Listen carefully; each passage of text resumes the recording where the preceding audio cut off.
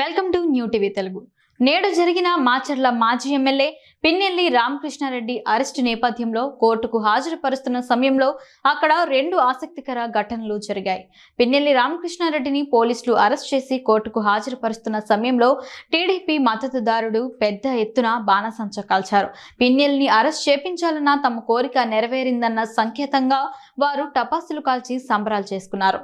అదేవిధంగా మరోవైపు తనను కలిసి షేక్ హ్యాండ్ ఇచ్చే ప్రయత్నం చేసిన కొమెర శివ అనే టీడీపీ కార్యకర్తను కడుపులో గుద్దాడు మాజీ ఎమ్మెల్యే పిన్నెల్లి రామకృష్ణారెడ్డి. తన అరెస్టు చూసి సంబరపడటానికి వచ్చాడని భావించిన పిన్నెల్లి కోపంతో ఆ కార్యకర్తను ఒక్కసారిగా కడుపులో కొట్టినట్లు స్థానికులు చెబుతున్నారు.